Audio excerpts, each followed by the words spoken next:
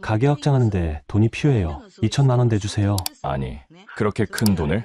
얼마 전에 진호는 준석이 학원비 3천만 원을 대달라고 하더라. 그래서 형은 3천만 원 줬어요. 너무하시는 거 아니에요? 자식이 둘인데 왜 차별하세요? 형은 대학 보내줘 좋은데 취직하고 풍족하게 사는데 저는 대학도 안 보내줘 이러고 살잖아요. 대학 안 보내준 값으로 2천만 원 주세요. 정호야, 아버지도 노후를 생각해야 되지 않겠니? 아버님 그만하세요. 돈으로 자식 차별하는 거 이제 지긋지긋해요. 자식들은 성인이 되고 결혼해서도 이렇게 부모 돈을 달라고 때를 쓰네요. 이 아버지는 어떻게 해야 할까요? 사연 들어보겠습니다. 사연 시작 전에 무료 구독 버튼 눌러주시고 좋아요, 알람 설정도 눌러주시면 올 한 해 집안에 큰 행운이 밀려들어올 거예요. 사연 들어보시고 아버지의 행동이 잘못됐다고 생각하신다면 댓글로 의견을 남겨주세요. 안녕하세요. 저는 이정훈이에요. 올해 72세, 평생 식당을 운영해서 가정을 지켰어요. 지금은 아내를 떠나보내고 혼자 살아가고 있어요. 오늘 제 이야기를 들려드릴게요. 아내가 세상을 떠난 지 벌써 2년이 됐어요. 아내가 떠나기 전 병원비가 얼마나 들었는지 몰라요. 수술비, 항암 치료비, 입원비까지 합치면 정말 어마어마했어요. 그래도 제 아내잖아요. 40년을 함께 산 동반자를 잘 보내드리고 싶었어요. 적금도 깨고 보험금도 받고 있는 돈 없는 돈 다 끌어모았죠.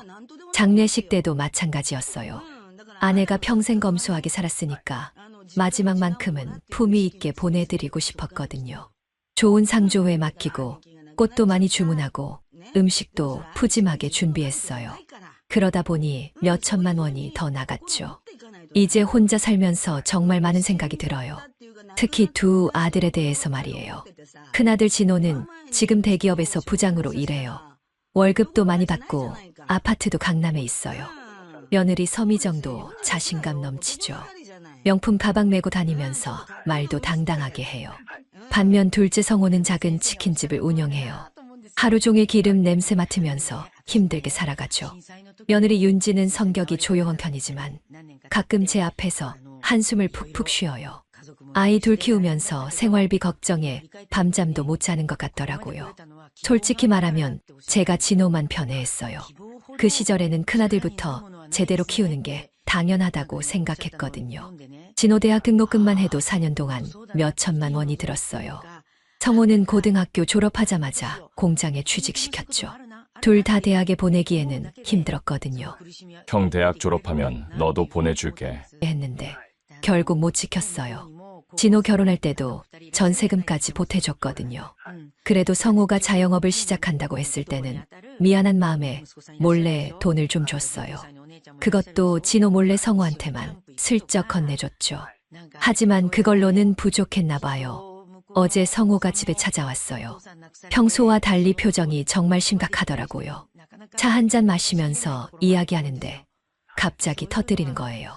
아버지 진짜 속상해요. 형만 밀어뒀잖아요. 목소리가 떨리더라고요. 얼마나 오랫동안 속에 담아뒀을까 싶었어요. 아버지도 아시잖아요. 형은 대학도 나오고 좋은 회사도 다니고 결혼할 때도 돈 받고 저는 뭐예요? 고졸의 치킨집이나 하는 둘째 아들이에요. 성호가 이렇게 직설적으로 말하는 걸 처음 봤어요. 평소에는 형한테 밀려서 말도 잘 못하는 애였거든요. 그때 윤지도 끼어들었어요. 아버님 저희가 결혼한 지 벌써 10년이에요. 그동안 한 번도 제대로 된 도움 받은 적 없어요. 형님네는 강남 아파트에 살면서 아이 학원비도 걱정 없이 내시는데 저희는 매달 카드값 때문에 스트레스 받아요. 공평하지 않아요. 정우 씨도 대학 나왔으면 이렇게 살진 않았을 거예요. 며느리가 이렇게 직접적으로 말하니까 더 당황스럽더라고요. 그래도 틀린 말은 아니었어요. 제가 정말 불공평했거든요. 그 순간 아내가 생각났어요. 살아생전에 여보, 성우한테도 좀 더 신경 써줘 했었는데 전 항상 나중에만 외쳤죠. 그날 밤 잠이 안 왔어요. 72년을 살면서 이렇게 자식들에게 원망받는 아버지가 될 줄은 몰랐어요. 아내가 있을 때는 중간에서 조절해줬는데 이제는 혼자 감당해야 하니까 더 막막하더라고요. 성우와 그 이야기를 나눈 지 일주일도 안 돼서 진호가 찾아왔어요. 평소에는 한 달에 한 번 올까 말까 했는데 이상하게 자주 오더라고요. 그것도 며느리 미정까지 데리고 와서는 이상한 소리를 하기 시작했어요. 아버지, 이제 나이도 많으시고 혼자 사시니까 불편하시죠? 집 관리도 힘드실 테고요. 진호가 거실을 둘러보면서 말하는데 뭔가 속셈이 있어 보였어요. 미정도 옆에서 고개를 끄덕이면서 맞아요. 아버님, 요즘 독거노인 사고도 많이 나잖아요. 그러더니 미정이 본색을 드러내기 시작했어요. 아버님, 혹시 이 집 명예 이전 생각해 보신 적 없으세요? 세금 문제도 있고 나중에 복잡해질 수도 있거든요. 며느리가 뭔 소리를 하는 건지 어리둥절했어요. 제가 아직 죽지도 않았는데 벌써 집 이야기를 꺼내다니요. 미정아, 그게 무슨 소리야? 내가 아직 건강한데 왜 그런 이야기를 해? 제가 좀 당황해서 말했더니 미정이 웃으면서 아버님, 미리미리 준비하는 거예요. 요즘 부동산 가격도 많이 올랐잖아요. 세금 절약하려면 지금이 좋을 것 같아서요. 진호도 거들었어요.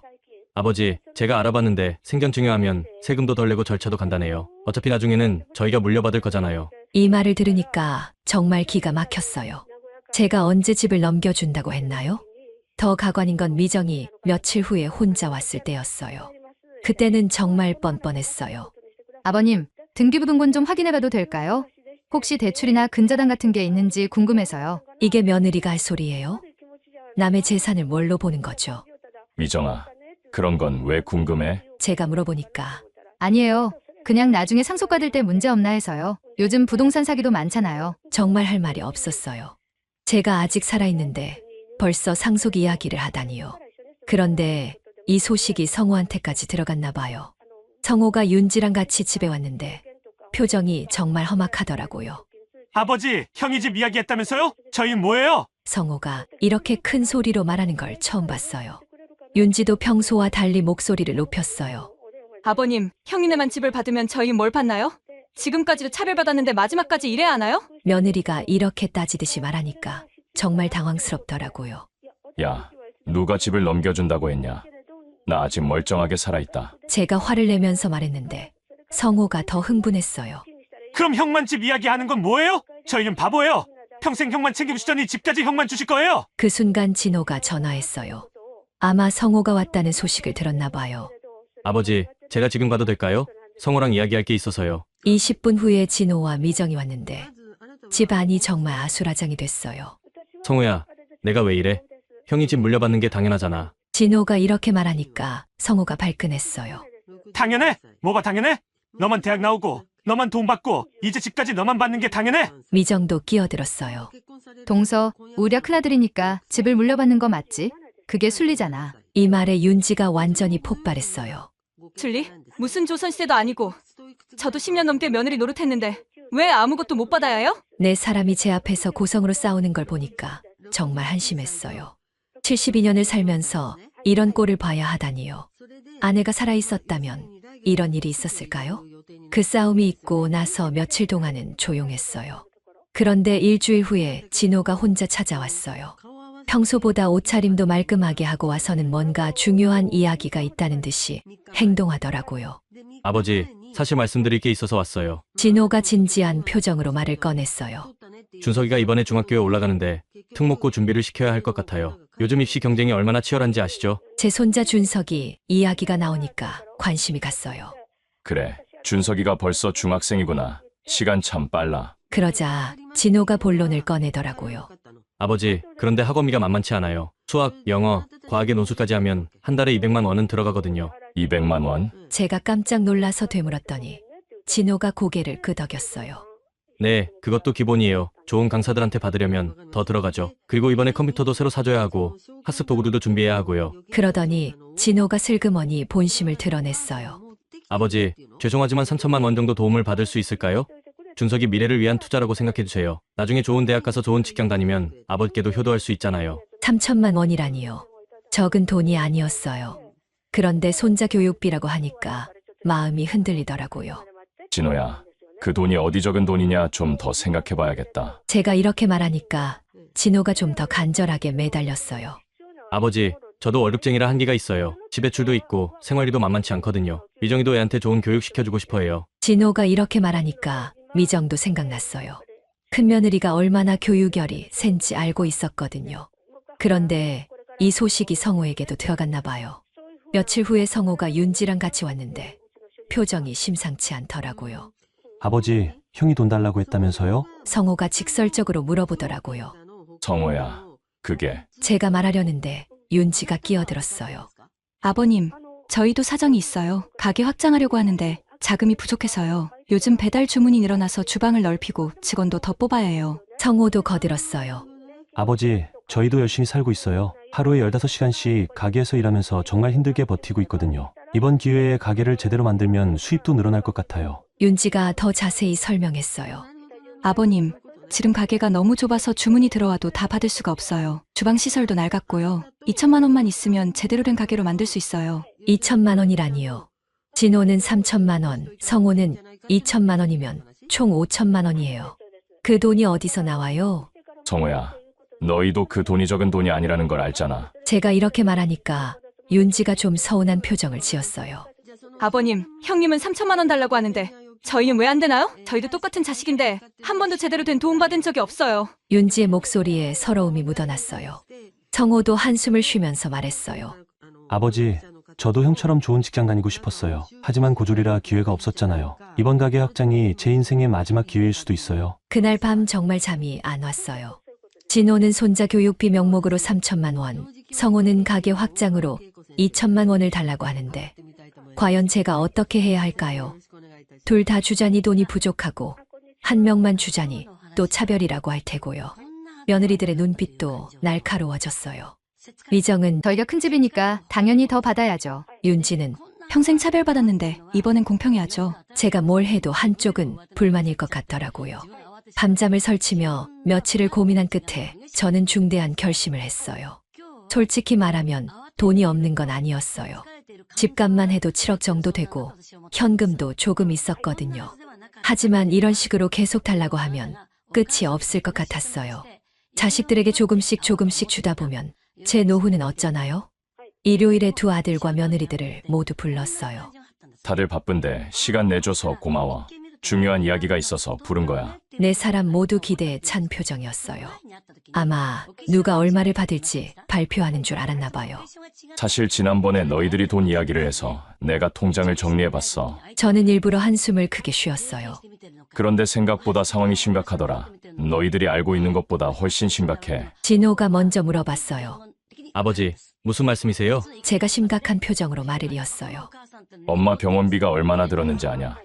수술비, 항암 치료비, 각종 검사비까지 합치면 8천만 원이 넘게 들어갔어. 8천만 원이요? 윤지가 깜짝 놀라며 물었어요. 그것도 보험에서 나온 걸 제외하고도 그 정도야. 그리고 장례 비용도 만만치 않았어. 좋은 곳에서 제대로 치르려다 보니 2천만 원이 더 들어갔고. 성호가 의아한 표정을 지었어요. 아버지, 그래도 아직 여유가 있으시잖아요. 제가 고개를 저었어요. 그게 아니야. 사실 너희들이 모르는 게 있어. 예전에 친구 보증을 섰다가 큰 낭패를 본 적이 있거든. 이건 완전히 거짓말이었어요. 하지만 아이들이 납득할 만한 이야기였죠. 친구가 사업한다고 해서 보증을 서줬는데 몇 년 전에 그 친구가 야반 도주를 해버렸어. 설마요? 미정이 눈을 동그랗게 뜨며 물었어요. 얼마나 보증을 서주셨는데요? 저는 일부러 힘든 표정을 지었어요. 3억이야. 3억을 갚아야 했어. 그래서 지금까지 조금씩 갚아왔던 거야. 물론 이것도 거짓말이었어요. 하지만 아이들 표정을 보니 완전히 믿는 것 같았어요. 진호가 당황스러운 목소리로 물었어요. 아버지, 그럼 지금 상황이 어떻게 되는 거예요? 이 집에도 대출이 있어. 이것도 거짓말이었어요. 3억 정도 은행에서 빌린 게 있고 매달 이자만 200만 원씩 나가. 그리고 내 적금이나 보험 같은 거는 다 해약해서 엄마 병원비로 썼고. 윤지가 충격받은 표정으로 물었어요. 그럼 아버님이 실제로 가지고 계신 현금은 얼마나 되세요? 저는 일부러 머뭇거리며 말했어요. 생활비 정도. 집 대출 이자 내고 나면 거의 없어. 성호가 믿을 수 없다는 듯이 말했어요. 아버지, 그럼 저희가 요청한 돈은? 제가 고개를 저었어요. 미안하다. 정말 미안해. 진호야, 준석이 학원비도 도와주고 싶고. 성호야, 너 가게 확장도 도와주고 싶은데 정말 없어. 그 순간 집안이 조용해졌어요. 네 사람 모두 실망한 표정이었죠. 미정이 먼저 입을 열었어요. 아버님, 그럼 앞으로 어떻게 사실 건가요? 혼자 계시는데 생활비도 부족하시면. 괜찮아. 연금이 있으니까 최소한의 생활은 할 수 있어. 다만 너희들을 도와줄 여력이 없다는 게 미안할 뿐이야. 저는 일부러 더 힘든 표정을 지었어요. 진호가 한숨을 쉬며 말했어요. 아버지, 그럼 준석이 학원은 어떻게 해야 하나요? 제가 답했어요. 진호야, 너도 대기업 다니잖아. 월급이 적지 않을 텐데 스스로 해결해봐. 아버지가 도와주고 싶어도 정말 없어. 성호도 실망한 목소리로 말했어요. 아버지, 그럼 가게 확장은 포기해야겠네요. 윤지도 한숨을 쉬며 그럼 당분간 지금 가게에서 버텨야겠어요. 그날 이후로 아이들이 연락이 뜸해졌어요. 일주일에 한 번씩은 전화하던 진호도 연락이 없고 성호도 마찬가지였어요. 명절이 다가오는데도 연락이 없더라고요. 아마 제가 도움이 안 된다는 걸 알고 나서 실망한 모양이었어요. 하지만 저는 오히려 속이 시원했어요. 이제 돈 때문에 스트레스 받을 일도 없고 누구를 더 도와줘야 할지 고민할 필요도 없었거든요. 제가 돈이 없다고 말한 지 한 달이 지났어요. 정말 신기하게도 두 아들의 연락이 뚝 끊어졌어요. 평소에는 일주일에 한 번씩은 안부 전화라도 하던 아이들이 완전히 잠수를 탔어요. 처음에는 바쁘겠거니 했는데 이렇게 오래 연락이 없으니 정말 실감이 나더라고요. 추석이 다가왔을 때였어요. 작년까지만 해도 며느리들이 벌써부터 전화해서 아버님, 올해 추석 어떻게 할까요? 우리 집에서 할까요? 형님 댁에서 할까요? 물어봤었거든요. 그런데 이번에는 아무도 연락이 없었어요. 추석 일주일 전에 제가 참다 못해 진호한테 전화했어요. 진호야, 추석 계획은 어떻게 되는 거냐? 그랬더니 진호가 좀 어색한 목소리로 대답하더라고요. 아, 아버지, 저희는 이번에 미정이 부모님하고 같이 여행 가기로 했어요. 제주 패키지 여행 말이에요. 여행? 제가 의외라는 듯이 물어보니까 네, 미정이 부모님이 가시자고 해서요. 준석이도 좋아하고요. 아버지는 어떻게 하실 거예요? 반대로 물어보더라고요. 마치 제가 알아서 하라는 식이었어요. 성호한테도 전화해봤어요. 성호야, 추석에 뭐 하냐? 성호도 비슷한 대답이었어요. 아, 저희는 윤지 친정에 가기로 했어요. 윤지 어머님이 편찮으셔서 가서 도와드려야 해요. 아버지도 편하게 쉬세요. 라고 말하고 전화를 끊었어요. 추석 당일 저는 혼자 차례상을 차렸어요. 아내 영정 앞에 간단히 과일과 나물 몇 가지 올리고 절을 했어요. 여보, 우리 애들이 이렇게 될 줄 알았어. 돈이 없다고 하니까 연락도 안 해. 아내 사진을 보며 혼잣말을 했어요. 그런데 이상하게도 섭섭하다가도 한편으로는 시원했어요. 매년 추석 때마다 진호네 집에서 할지 성호네 집에서 할지 누가 더 많이 준비할지 용돈은 얼마나 줄지 고민했었거든요. 특히 며느리들 눈치 보느라 얼마나 스트레스 받았는지 몰라요. 며칠 후에 옆집 김 할머니가 말했어요. 추석에 아들들 못 봤어. 집이 조용하더라. 제가 대충 애들이 바빠서. 요즘 자식들이 다 그래. 필요할 때만 찾고 말이야. 그러고 보니 김 할머니 말이 맞았어요. 제가 돈이 있을 때는 이것저것 달라고 하더니 없다고 하니까 찾지도 않네요. 정말 현실적인 아이들이에요. 아내가 살아있을 때는 이런 걸 몰랐는데 혼자 살아보니 확실히 알겠더라고요. 그러던 어느 날 친구 박 씨한테 전화가 왔어요. 정훈아, 잘 지내냐? 나 요즘 좋은 곳에서 살고 있어. 박 선생은 저보다 2살 위인데 작년에 부인을 먼저 떠나보냈어요. 어디서 사는데? 실버타운이야. 여기 정말 좋아. 실버타운? 저는 실버타운에 대해 잘 몰랐어요. 여기는 식사도 해주고 청소도 해주고 병원도 바로 연결되어 있어. 그리고 무엇보다도 외롭지 않아. 비슷한 나이 사람들이 많아서 할 이야기도 많고. 박 씨가 계속 설명해 줬어요. 정훈아, 너도 혼자 사니까 여기 와봐. 한번 구경이라도 해보라고. 자식들 눈치 안 보고 사람답게 사는 거야. 사람답게 산다는 말이 마음에 와닿았어요. 그런데 비용이 만만치 않을 것 같은데. 제가 물어보니까 웃으며 말했어요. 물론 돈은 들어가지. 하지만 집 팔면 충분히 감당할 수 있어. 그리고 여기서는 돈 걱정 없이 편하게 살 수 있거든. 그날 밤 잠자리에 들면서 생각해 봤어요. 지금까지 저는 자식들을 위해서만 살았어요. 아내가 아플 때도 자식들 걱정, 아내가 돌아가신 후에도 자식들 걱정. 그런데 정작 자식들은 제가 도움이 안 된다고 생각하니까 연락도 안 해요. 이제 나를 위해 사볼까? 혼자 중얼거렸어요. 친구 전화를 받고 나서 며칠 동안 계속 생각했어요. 실버타운이라는 곳이 정말 그렇게 좋을까? 궁금해서 인터넷으로 찾아봤는데 생각보다 시설이 좋더라고요. 식당, 헬스장, 도서관, 심지어 병원까지 다 갖춰져 있었어요. 일주일 후에 친구한테 다시 전화했어요. 박형, 그 실버타운 구경 좀 시켜줄 수 있어? 당연하지. 언제든 와. 정말 좋은 곳이야. 토요일에 찾아가 보니 정말 좋았어요. 입구부터 고급 호텔 같은 느낌이었어요. 친구가 로비에서 맞아주는데 표정이 정말 밝아 보였어요. 정은아, 어서 와. 여기가 내가 말한 그곳이야. 와, 정말 좋네. 식당도 깔끔하고 70대, 80대 어르신들이 삼삼오오 모여 앉아서 식사하시는 모습이 보기 좋았어요. 여기 사시는 분들끼리 친하게 지내세요? 그럼 나도 여기 와서 친구들이 많이 생겼어. 이 나이에 새 친구를 만날 줄 몰랐는데 말이야. 친구가 한 테이블에 앉아 계신 분들에게 인사시켜줬어요. 여러분, 제 친구 이정훈이에요. 평생 식당 운영하셨고요. 아, 식당 사장님이셨어요? 반갑습니다. 한 할머니가 반갑게 인사해 주셨어요. 저는 최 여사예요. 여기 온 지 3년 됐는데 정말 만족해요. 혼자 살 때보다 훨씬 좋아요. 다른 할아버지도 말씀해 주셨어요. 저도 처음에는 망설였는데 와보니까 천국이에요. 아프면 바로 병원 가고 청소도 안 해도 되고 자식들 눈치 안 보고 편하게 살아요. 자식들 눈치 안 본다는 말이 마음에 와닿았어요. 보증금이 5억이야. 그러면 매월 관리비 300만 원씩 보증금에서 빠져나가는 거야. 식비, 청소비, 의료비 다 포함이고. 5억이면 꽤 비싸네. 제가 말하니까 박 씨가 설명해 줬어요. 그런데 여기 계약이 특이해. 관리비를 따로 내는 게 아니라 보증금 5억에서 까나가는 거야. 우리가 죽으면 남든 모자라든 그걸로 끝이야. 자식들한테 갈 돈은 없어. 그 말을 듣고 오히려 마음이 편해졌어요. 자식들이 받을 게 없다니 제 상황에는 딱 맞는 조건이었어요. 그럼 죽을 때까지 다 쓰고 죽겠네. 맞아.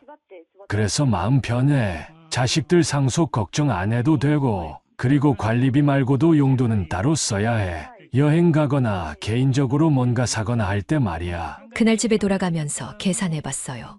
제 집이 7억 정도에 팔릴 것 같았어요. 5억은 보증금으로 내고 2억은 개인 생활비로 쓰면 정말 여유롭게 살 수 있을 것 같았어요. 자식들한테는 상속으로 줄 게 하나도 없고요. 이제라도 나를 위해 살자. 72년을 자식들만 생각하며 살았는데 이제는 제가 행복할 차례였어요. 다음 주에 부동산에 집을 내놨어요. 다행히 한 달 만에 팔렸어요. 실버타운과 소멸형 계약을 체결할 때 정말 속이 시원했어요. 자식들이 받을 상속은 없지만 저는 죽을 때까지 왕처럼 살 수 있게 됐어요. 남은 2억으로는 여행도 다니고 맛있는 것도 먹고 하고 싶은 거 다 하면서 살 거예요. 실버타운에 들어온 지 3개월이 지났어요. 정말 행복했어요. 아침에 일어나면 정원을 바라보며 커피를 마시고 친구들과 함께 식사하고 오후에는 헬스장에서 운동도 하고요. 이런 게 진짜 사는 거구나 싶었어요.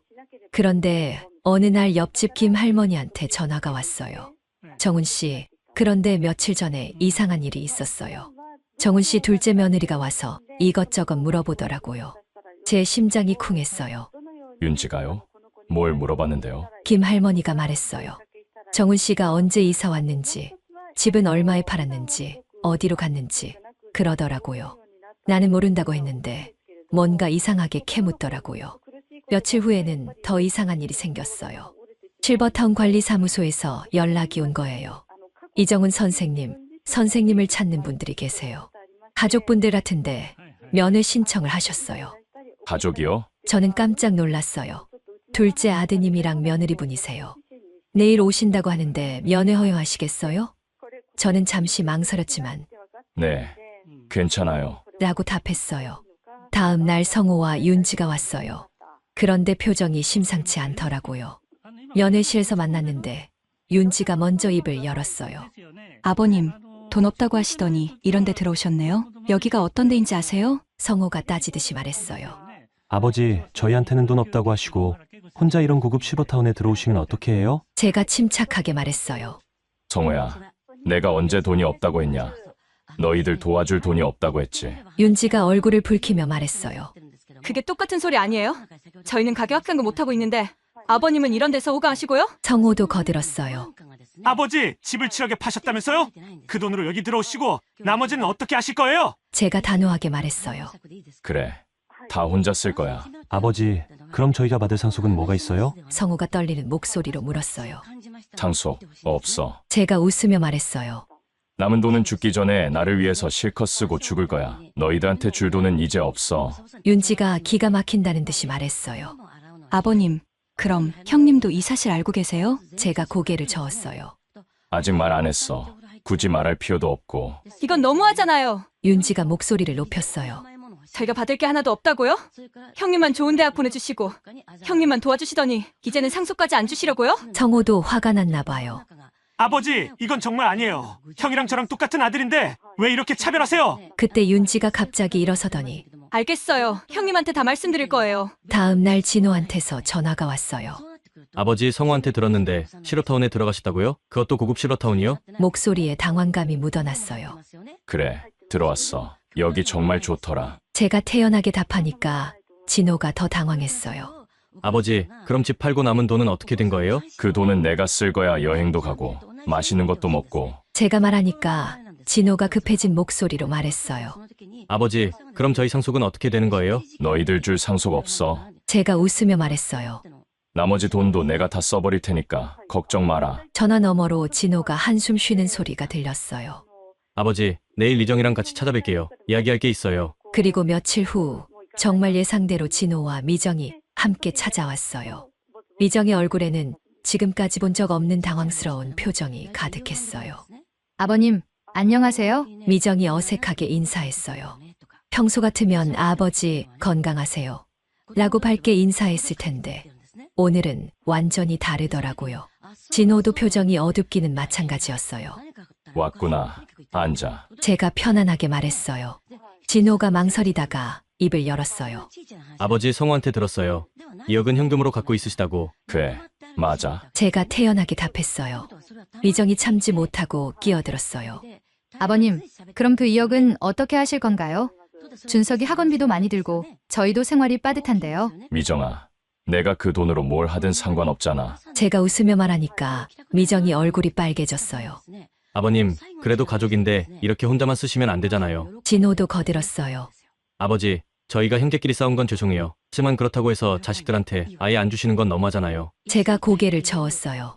돈 없다고 했을 때는 연락도 안 하더니 돈이 있다는 걸 알고 나서야 찾아오는구나. 제가 이렇게 말하니까 진호가 당황했어요. 아버지, 그게 아니라 뭐가 아냐? 너희들 추석 때 뭐 했냐? 미정이 부모님이랑 제주도 여행 갔다며. 성우는 처가에 갔고. 제가 차근차근 말하니까 두 사람이 말을 못 하더라고요. 미정이 변명했어요. 아버님, 그때는 아버님이 편하게 쉬라고 하셔서. 편하게 쉬라고. 혼자 추석 차례도 지내라고? 제가 반박하니까 미정이 할 말이 없어 했어요. 내 남은 인생은 이제 나를 위해 살 거야. 72년 동안 너희들만 생각하며 살았어. 엄마 살아있을 때도 너희들 걱정. 엄마 돌아가신 후에도 너희들 걱정. 그런데 정작 너희들은 내가 도움이 안 된다고 생각하니까 연락도 안 하더라. 미정이 급하게 말했어요. 아버님, 그럼 앞으로는 자주 찾아뵐게요. 준석이도 데리고 와서 안부 여쭐게요. 제가 웃었어요. 미정아, 이제 와서 그런 소리 하지 마. 너무 뻔해. 그리고 말해두는데 내가 죽어도 너희들이 받을 건 정말 없어. 여기 계약도 그렇게 했고 남은 돈도 내가 다 쓸 거야. 여행도 가고 친구들과 맛있는 것도 먹고 하고 싶은 거 다 하면서 살 거야. 진호가 마지막으로 애원했어요. 아버지, 그래도 손자 생각해서라도. 손자? 제가 반문했어요. 준석이 할아버지가 어디 사는지도 모르던 애가 추석 때도 여행 가느라 인사도 안 온 애가? 그날 이후로 진호와 성호가 번갈아 가며 찾아왔어요. 하지만 제 마음은 이미 정해졌어요. 며느리들도 갑자기 친절해졌지만 너무 뻔한 속셈이 보여서 오히려 웃겼어요. 지금 저는 정말 행복해요. 아침에 일어나면 정원을 보며 커피를 마시고 친구들과 함께 식사하며 웃어요. 가끔 여행도 가고 좋은 책도 읽고 취미 생활도 해요. 72년 만에 처음으로 제 자신을 위해 사는 거예요. 친구들과 커피를 마시며 말했어요. 이제야 비로소 웃는다. 내 인생은 지금 시작이니까. 자식들 눈치 보지 않고 돈 때문에 스트레스 받지 않고 오로지 저 자신만을 위해 사는 이 순간이 정말 소중해요. 나머지 인생 정말 제대로 살아볼 거예요. 사연 들어주셔서 감사합니다. 영상 보시고 아버지의 행동이 잘못됐다고 생각하신다면 댓글로 의견을 남겨주세요. 다음 영상에서도 재밌는 사연이 기다리고 있습니다. 무료로 누를 수 있는 구독과 좋아요, 알람 설정을 눌러주시면 다음 영상을 더 빨리 만나보실 수 있습니다. 애들 영어 유치원비 왜 입금 안 했어요? 희정아, 내가 볼 일이 있어서 지방에 좀 갔다 오느라 늦었다. 이러시면 곤란해요. 능력 없는 아들 둔 시어머니가 돈 실수하고 왜 이렇게 당당하세요? 희정아, 내가 너희 지갑이야? 나는 너희를 도와주는 건데 왜 유치원비를 당연히 내가 내야 된다고 생각하니?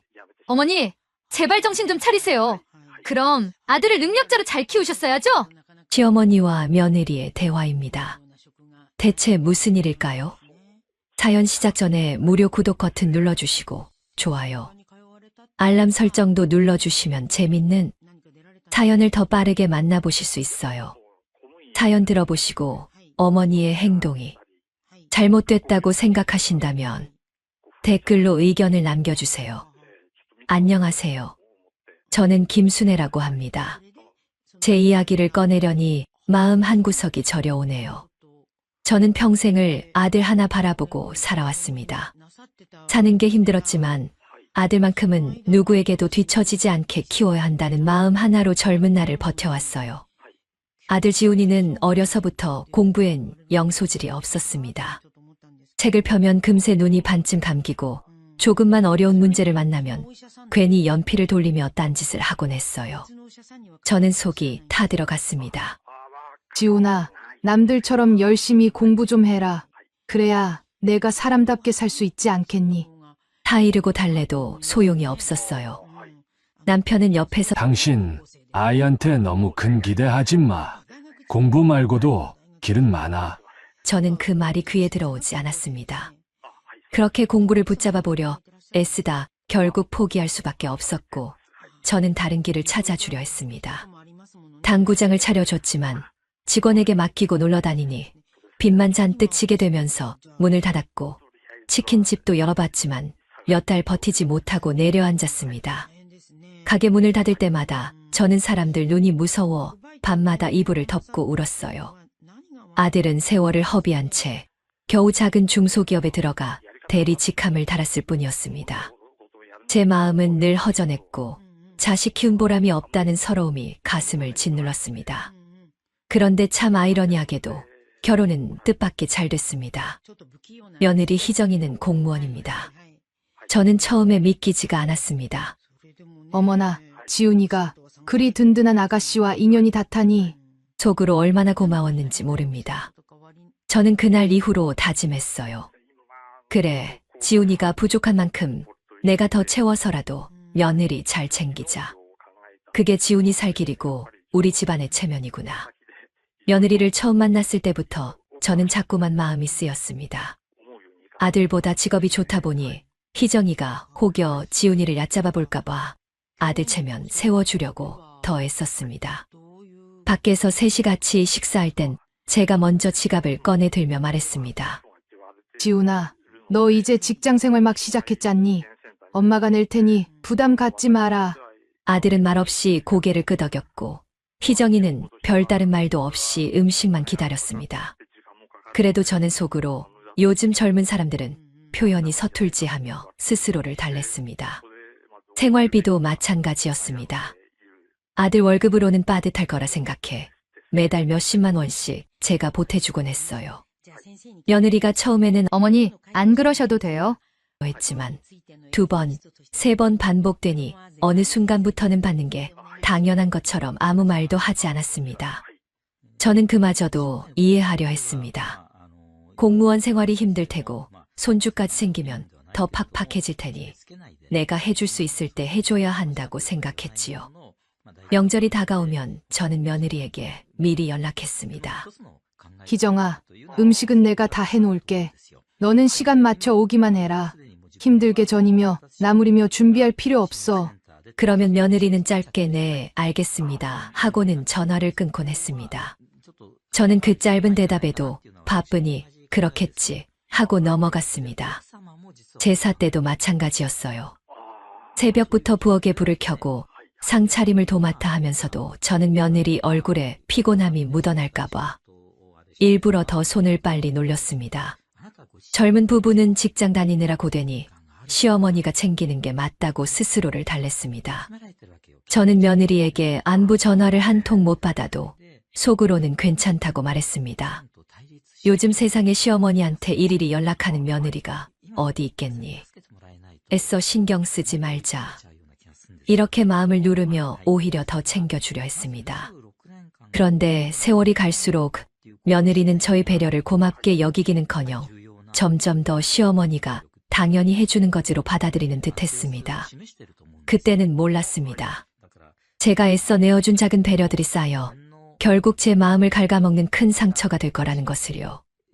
며느리와 지내면서 가장 서운했던 건 친정엄마와 우리 부부를 대하는 태도가 하늘과 땅 차이였다는 겁니다. 희정이는 친정엄마를 참 지극정성으로 모셨습니다. 물론 그 자체만 놓고 보면 좋은 일이에요. 저는 속으로 그래, 저 아이가 효심이 깊구나 하며 처음엔 흐뭇하게 바라보기도 했습니다. 하지만 시간이 지나면서 그 마음이 우리 쪽으로는 전혀 오지 않는다는 걸 깨닫게 되었을 때 제 가슴은 서늘해졌습니다. 명절만 되어도 희정이는 친정엄마와 여행을 다니느라 늘 바쁘다고 했습니다. 저는 그래, 바쁘면 괜찮다. 내가 못 오면 내가 다 준비할 테니 걱정 말아라 하고 달랬습니다. 그 사이 희정이는 친정엄마와 백화점 쇼핑을 가서 돔이면 봄옷, 겨울이면 패딩이며 장갑, 목도리를 새로 사드렸습니다. 제가 우연히 들은 이야기로는 친정엄마가 병원 다니실 때도 회사에 휴가를 내고 직접 모셔다 드린 적도 많다더군요. 그런데 같은 시기에 저는 다리가 아파 병원을 갈 때도 혼자 버스를 타고 다녔습니다. 희정이에게 바쁘냐고 묻기조차 미안해서 그냥 참고 다녔지요. 그러면서도 속으로 요즘 젊은 사람들 다 그렇지, 자기 친정 먼저 챙기느라 바쁜 거겠지 하고 스스로를 위로했습니다. 한 번은 내 식구가 다 같이 외식을 나간 적이 있었습니다. 남편이 오늘은 내가 쏠게. 하며 카드를 내밀자 며느리가 아무렇지도 않게 메뉴판을 접더군요. 저는 혹시나 해서 지켜봤는데 희정이는 그게 너무도 당연하다는 듯 눈길조차 주지 않았습니다. 그런데 며칠 뒤 친정엄마와 함께 나갔을 땐 희정이가 절대 돈을 못 내게 막았다더군요. 친정엄마는 얘야, 내 월급도 작은데 내가 낼게 하셨지만 희정이는 완강히 거절했다고 합니다.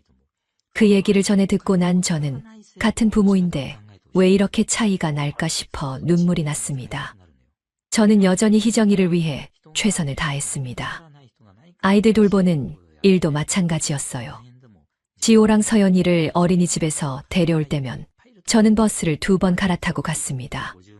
희정아, 내가 늦게 퇴근하니 내가 데려올게. 애들 맡겨라. 하고 웃으며 말했지요. 며느리는 고맙다는 말 대신 어머니, 그럼 간식도 좀 챙겨주세요. 애들이 배고프다고 하면 제가 신경이 쓰여요. 저는 힘든 내색 없이 또 빵이며 우유며 챙겨 들고 갔습니다. 명절 준비도 빠짐없이 제가 했습니다. 새벽부터 전을 부치고 나무를 묻히며 땀을 흘릴 때 며느리는 겨우 시간 맞춰 나타났습니다. 희정아, 힘들지 않니? 어머니, 전 요즘 너무 바빠서요. 오기만 해도 힘들어요. 저는 속으로 그래, 젊은 사람 바쁘니 내가 감당해야지 하며 또 마음을 눌렀습니다. 그런데 어느 순간 제가 며느리를 챙기는 모든 일들이 며느리 눈에는 당연한 시어머니의 몫으로 굳어져 있음을 깨달았습니다. 한 번은 제사가 끝난 뒤 남편이 조용히 말했지요. 여보, 이제 좀 며느리한테 시킬 것도 시키자. 당신만 저렇게 다 하면 고마움을 몰라. 저는 그저 고개를 저었습니다. 아니에요. 희정이가 직장 다니면서 얼마나 힘들겠어요. 지훈이가 능력이 모자라니 내가 메워야지. 저 아이 마음 상하게 해선 안 돼요. 그렇게 저는 며느리를 감싸고 배려하고 떠받들었습니다. 그런데 그럴수록 희정이의 태도는 달라지지 않았습니다. 오히려 시부모님은 당연히 이렇게 해주는 존재라는 인식만 굳어져 갔습니다. 저는 서운한 마음을 꾹 눌러 담으며 웃어넘겼지만 그 속은 차갑게 얼어붙어 가고 있었던 겁니다. 손주 지호가 4살쯤 되었을 때였습니다. 어느 날 저녁 아들 부부가 집에 와서는 당당하게 이야기를 꺼냈습니다. 며느리 희정이가 먼저 말했지요. 어머니, 요즘은 영어 유치원이 필수예요. 다른 애들은 벌써 다니고 있는데 지호도 보내야 할 것 같아요. 저는 순간 말문이 막혔습니다. 유치원비가 얼마나 비싼지 저는 이미 알고 있었거든요. 제 노후를 위해 조금씩 모아두었던 돈이 있긴 했지만 그 돈을 생각하면 가슴이 철렁했습니다. 그런데 제 얼굴을 빤히 쳐다보는 며느리 눈빛이 어찌나 당당하던지요. 고개를 끄덕이지 않으면 마치 제가 손주 교육을 가로막는 죄인이 되는 듯한 분위기였습니다. 그래, 지호는 내가 맡아줄게. 유치원비는 내가 내마. 제가 그렇게 말하자 희정이는 얼굴에 미묘한 웃음을 지었습니다. 고마워하는 기색은커녕 당연한 듯 의자를 고쳐 앉으며 대답했지요. 네, 어머니, 그게 맞죠? 요즘은 안 보내면 애가 뒤처져요. 저는 그 표정을 잊을 수가 없습니다. 감사보다는 그럼 그렇지 하는 안도의 빛이었어요. 아들은 옆에서 묵묵히 고개만 끄덕였고 저에게 엄마가 해줄 거잖아 하는 듯한 눈빛을 보냈습니다. 순간 서운함이 목구멍까지 차올랐지만 손주를 위해서라며 제 마음을 또 눌렀습니다. 그 뒤로 매달 영어 유치원비가 빠져나갈 때마다 제 손은 덜덜 떨렸습니다. 이 돈이면 나도 가끔 여행 한번 다닐 수 있을 텐데. 하는 생각이 스쳤지만 바로 아니야, 손주한테 투자하는 거야. 그렇게 마음을 다잡았습니다. 그러던 어느 날 희정이가 다시 전화를 걸어왔습니다. 어머니, 서연이도 곧 유치원 들어가잖아요. 지호만 영어 유치원 다니면 안 되죠? 둘이 똑같이 보내야 해요. 저는 그 순간 귀를 의심했습니다. 이제 겨우 4살, 5살 아이들인데 벌써 둘 다 영어 유치원이라니요. 희정아, 지호만 보내도 충분하지 않니? 서연이는 아직 어린데. 제 말이 채 끝나기도 전에 희정이는 단호하게 잘랐습니다. 아니에요. 언니만 보내면 동생이 서운해해요. 그리고 교육은 어릴 때부터 갖게 시작해야 해요. 그 목소리는 부탁이라기보다는 통보였습니다. 저는 속이 울렁거렸습니다. 하지만 며느리의 뻔뻔한 태도와 아들의 무표정한 동조를 보니 그 순간 거절하면 제가 매정한 할머니가 되는 것 같아 또 고개를 끄덕이고 말았습니다. 알겠다. 서연이도 보내라. 내가 책임질게. 수화기 너머에서 들려온 희정이의 짧은 대답은 이랬습니다. 네, 역시 어머니가 아니면 누가 하겠어요. 그 말이 제 가슴을 찌르듯 들어왔습니다. 고맙다는 말 한마디 없는 건 둘째치고 마치 제가 당연히 해야 할 일을 하고 있다는 뉘앙스였으니까요. 저는 전화를 끊고 한참을 멍하니 앉아 있었습니다. 제 손주들을 위한다는 마음으로 시작한 일이었는데 며느리 입에선 그저 당연히라는 단어만 남아 있었습니다. 그날 밤 남편이 제 얼굴을 보고 물었습니다. 여보, 무슨 일 있었어? 왜 그렇게 말이 없어? 아무것도 아니에요. 그냥 좀 피곤해서 그래요.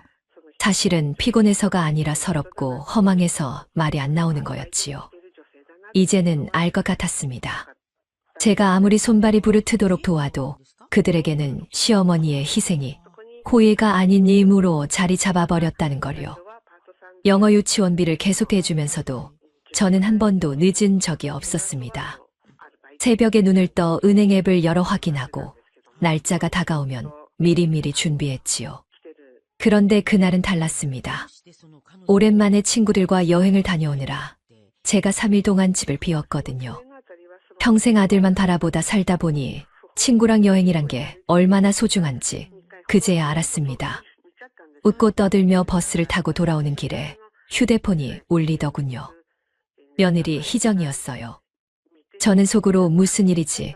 며느리가 먼저 전화를 다 걸다니 하고 살짝 반가운 마음마저 들었습니다. 먼저 전화하는 법이 없었거든요.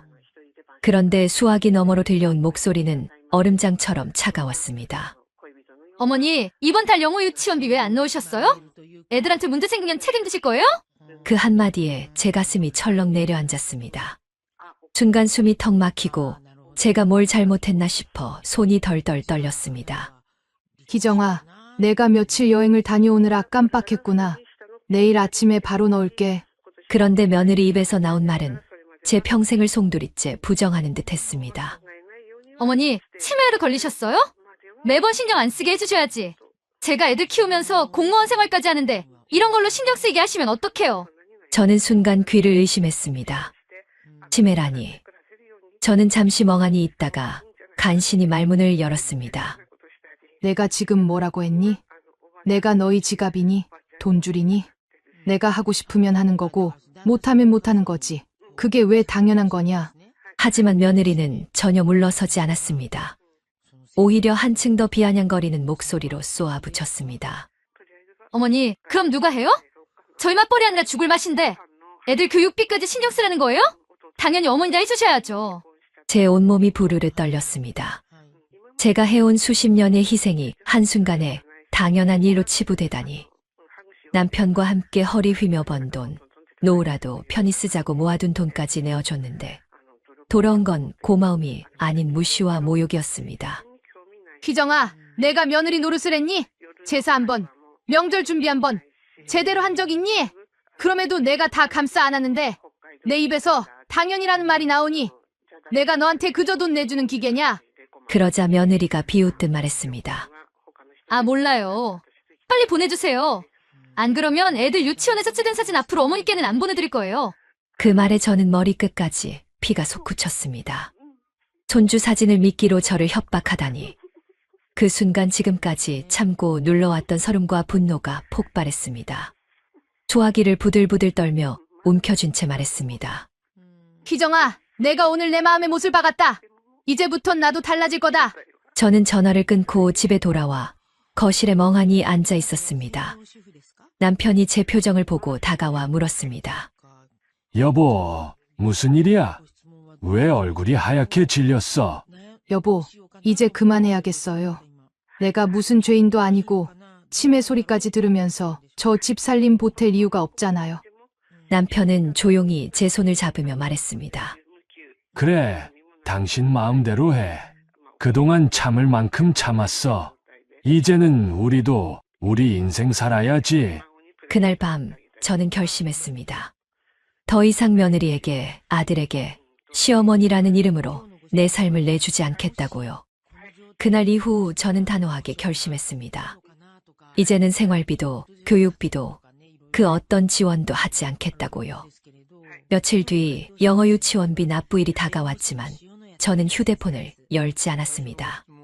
통장도 건드리지 않았습니다.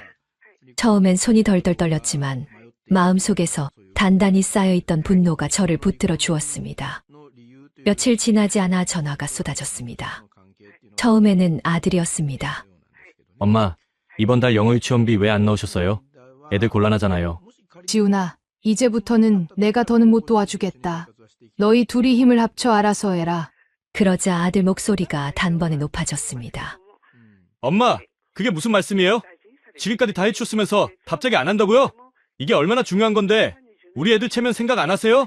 저는 치밀어 오르는 화를 눌렀습니다. 그런데 그 뒤로 며느리가 전화를 바꿔 들었습니다. 목소리부터 싸늘했습니다. 어머니, 장난하세요? 지금까지 다 해주시던 분이 갑자기 안 하겠다니. 이게 말이 돼요? 희정아, 나는 너희 지갑이 아니야. 손주들 교육은 부모가 책임지는 거다. 내가 지금껏 해준 건 내 마음이었지. 당연한 게 아니었다. 그러자 며느리는 피식 웃으며 말했습니다. 어머니, 웃기시네요. 지금까지 다 하시던 분이 이제 와서 의무가 아니었다고요? 그럼 애들한테 피해는요? 저희가 얼마나 나쁜데 그걸 다 떠안으라는 거예요? 그 말투에 제 속이 뒤집어졌습니다. 저는 더는 참지 않고 단호하게 말했습니다. 희정아, 잘 들어라. 내가 너희한테 당연히 해줘야 하는 건 하나도 없다. 너희가 날 사람 취급 안 하고 치매니 뭐니 모욕했을 때 이미 끝난 거다. 이제부턴 너희 집안일, 생활비, 교육비 단 한 푼도 보태줄 일 없을 거다. 그 말을 듣고 며느리는 고래고래 소리를 질렀습니다. 어머니, 제정신이세요? 그렇게 나오시면 우르르 가만히 있지 않을 거예요. 앞으로 손주 얼굴 보실 생각도 하지 마세요. 저는 조금도 흔들리지 않았습니다. 그래, 내가 그렇게 나온다면 나도 똑같이 할 거다. 내가 날 대했던 그대로 이제는 내가 갚아주겠어. 그날 저녁 아들 부부는 직접 집에 쳐들어왔습니다. 현관문을 열자마자 아들이 소리쳤습니다. 엄마, 제발 정신 좀 차리세요. 지금까지 다 해주고 갑자기 이러시면 어떻게 해요? 끝까지 책임지셔야죠. 지훈아, 너 이제 자식도 있는 어른이야. 내 아내와 함께 내 가정을 책임지는 게 내 몫이지. 왜 내 부모가 평생 내 짐을 대신 져야 하니? 그러자 며느리가 끼어들었습니다. 어머니, 지훈 씨 능력이 부족한 거 어머니도 알잖아요. 그러니까 어머니가 도와주셔야 하는 거죠. 저희 친정엄마한테 미안하지도 않으세요?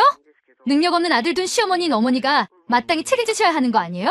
저는 그 뻔뻔한 얼굴을 똑바로 바라보며 웃음 섞인 한숨을 내쉬었습니다. 그래, 내 친정엄마는 그렇게 떠받들면서 시부모는 너희 집 살림꾼으로만 여겼지. 하지만 이제는 다 끝났다. 내가 앞으로 너희에게 줄 돈은 단 한 푼도 없어. 손주들 대학 가라고 모아둔 적금도 오늘 다 해약했어. 그리고 너희에게 증여하려던 상가도 모두 취소다.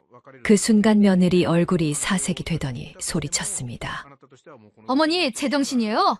그거 다 우리 애들 거잖아요? 어머니가 무슨 권리로? 내가 번 돈이고 내가 모은 돈이다. 내 권리로 썼다. 너희가 날 모욕하고 짓밟은 순간 너희 몫은 사라진 거다. 아들은 제 앞에서 주먹을 불끈 쥐며 울분을 터뜨렸습니다. 엄마, 우리 멀겠다는 거예요. 피도 눈물도 없어요. 피도 눈물도 없는 건 너희였어.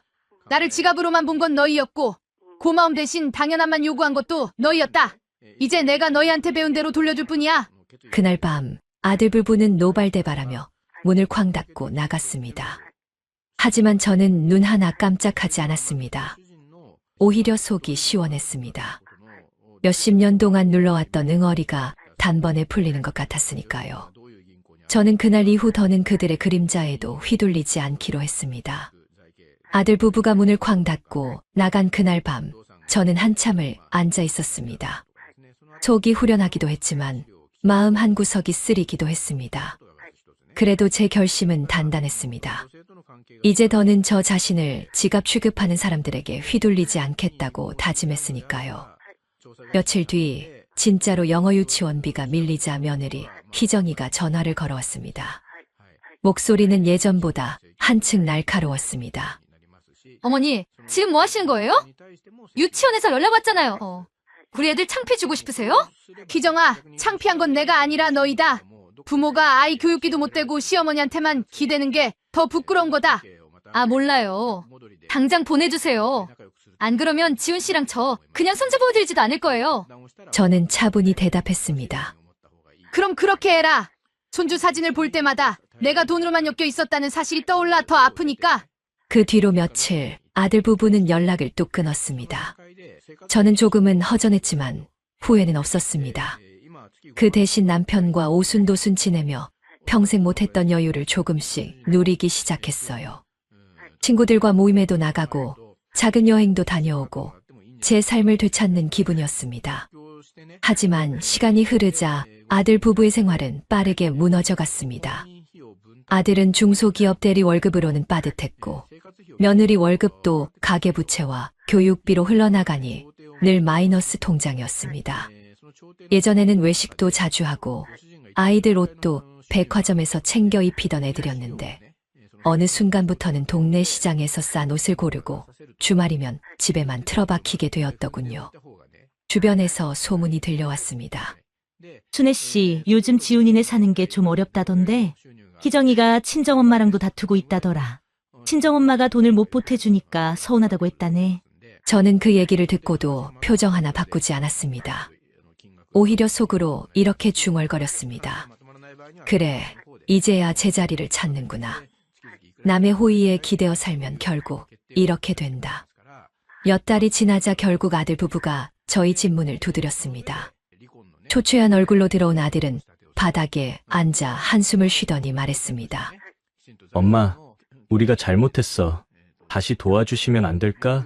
그 옆에서 며느리도 억지 웃음을 지으며 말을 보탰습니다. 어머니, 제가 그동안 말이 좀 거칠었죠. 죄송해요. 그래도 손주들 생각해서 한 번만. 저는 두 사람을 똑바로 바라봤습니다. 그 얼굴은 분명 사죄보다는 돈이 급해 억지로 꾸며낸 표정이었습니다. 그래서 단호하게 말했습니다. 지훈아, 희정아, 이미 늦었다. 나는 너희에게서 고마움 대신 당연함만 들었고 모욕만 받았어. 이제는 내 돈은 내 인생을 위해 쓸 거다. 너희에게 줄 건 없어. 아들이 고개를 푹 숙였고 며느리는 이내 표정이 바뀌더니 목소리를 높였습니다. 어머니, 그래도 부모가 자식 거리면 안 되는 거 아니에요? 자식이 부모를 버린 게 먼저다. 나는 이제 호구가 아니다. 그 순간 제 마음속에서 긴 세월 눌러왔던 울분이 산산이 부서지며 사라졌습니다. 그들이 아무리 후회한들 이미 제 마음은 돌이킬 수 없을 만큼 멀리 가버린 뒤였습니다.